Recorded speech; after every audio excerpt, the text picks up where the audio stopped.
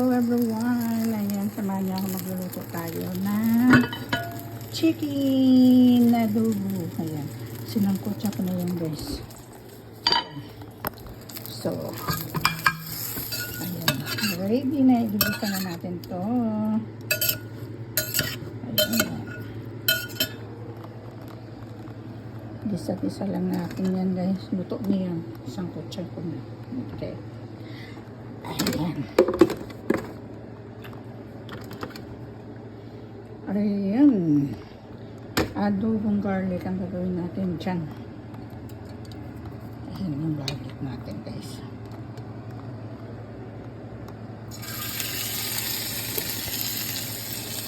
Ayan natin.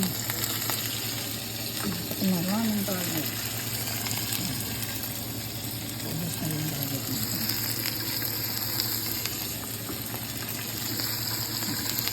Ayaw ko ng sibuyas. Sawa natin sa sibuyas. So, garlic na yan. Yung garlic. Yung garlic.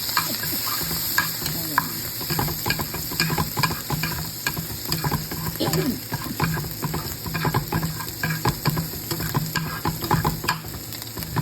Ayan ang garlic natin.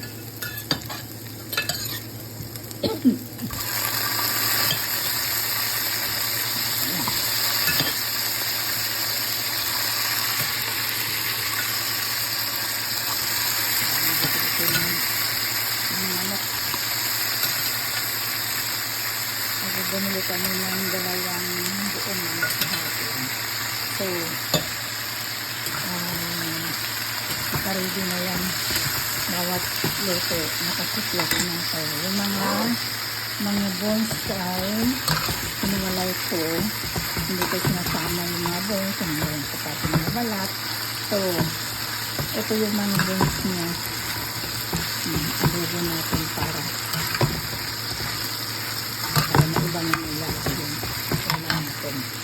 So, lagyan natin ng flour.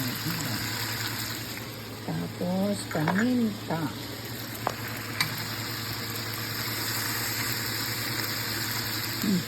Daming paminta.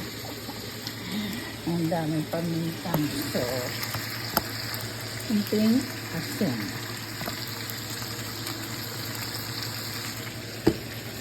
Oh, of course.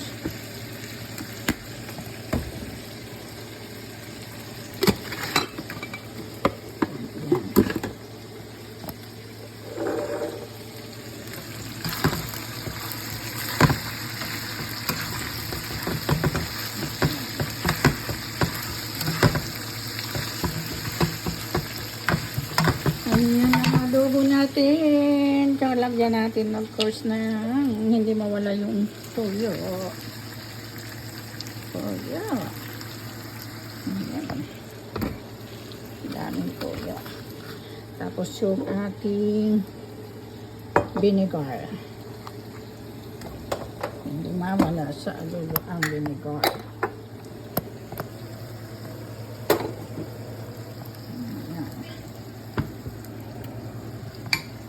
Nalikot yung camera ko kasi hawak-hawak ko lang sa cellphone. So, sorry. Wala akong paghawak. Ayan. So, antin natin kumulo bago natin lagyan ng suka. At saka of course yung ating sugar. Ayan yung sugar natin. Hindi mawawala yung sugar para panghabol sa pangsin. Siyempre pag may adobo, may suka, saka kunting asukal lang. Tapos balik natin sa dyan. Diyan sa ano. Luto na ito guys eh. Luto na yan eh. Bigyan natin yung suka. Daming suka. Ayan. Pakuluan lang natin konti yan guys bago lipat natin doon. Kasi hindi muna natin siya gagawin. Ayan, kumukulo na. Yung suka natin. Dami. Okay, bye. Thank you for watching. Bye.